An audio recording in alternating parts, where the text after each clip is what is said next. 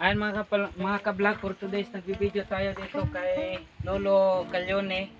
So subukan natin kasi ito, may video kasi isang vlogger na nagkaroon siya ng trending. So pumasyal din tayo para usisain natin kung gaano nga ba katalent si Lolo sa kanyang pagigitara, dahil siguro sa sobrang tagal and dito nga yung kanyang isang gitara. So hindi pa ito naayos siguro dahil matagal na at meron pa nga siyang isang kulili. Ito yung tinatawag, at ito naman mga kablog, ito yung lagi niyang ginagamit. So ito nga medyo basag-basag na ang gitara ni Lolo dahil sa masyadong gipit tayo, kaya subukan natin ngayon. Lo, subukan mo daw maggitara ng picking na yung nakita namin sa YouTube na napakagaling mo.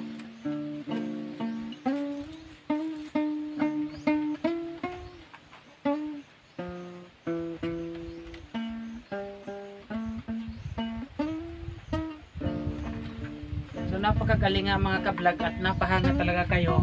Kung napapansin nyo, walang isa man na kwerdas na pwede natin tawagin na siya ang nagpapaganda, at ito'y puros mga nylon lang, kung tinatawag natin ay yung pang tali sa sa isda.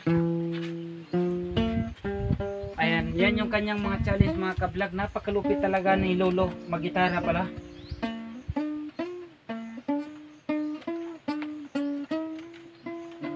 Ayan mga kablog, kung napapansin nyo, medyo mahina lang siya, gawa ng nylon nga lang yon.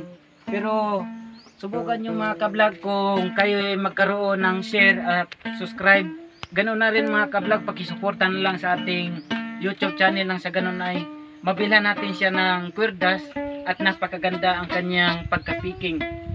Gawa ng sa kanyang kwerdas, medyo napansin nga natin kahit nylon lang, napaka husay ng kanyang pagka-picking. Ayan mga kablog. So kahit tayo, mahirapan nga tayo dahil gawa ng nylon, pero sa kanya napakasimple lang. Ayan.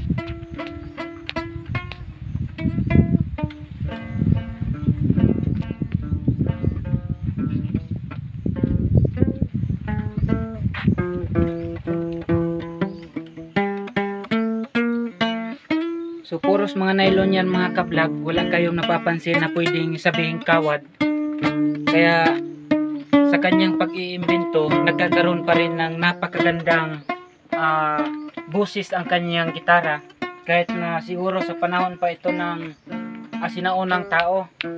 So ngayon tingnan mo nga naman, nakaastig pa rin siya, na kumbaga ay pang turista pa rin ang kanyang sombrero, kahit na medyo nagsusulo lang siya, hindi siya nabuboring, gawa ng napagalingan niyang magkaroon siya ng gitarang pag-picking. So mga kablog, ayan, kung napapansin nyo, hindi pa rin siya tumitigil sa kanyang paggigitara, gawa ng napakaganda nga siyang magitara.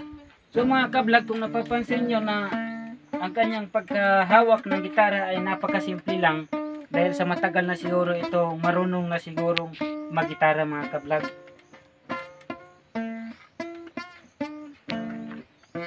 Napakahusay talaga ni Lolo mga kablog. Kung napapansin nyo, parang simple lang sa kanya, oh. Ayan. So, parang baliwala lang, pero masakit sa kamay yan mga kablog. Yung dito natin, masakit talaga yan, gawa ng puros nylon.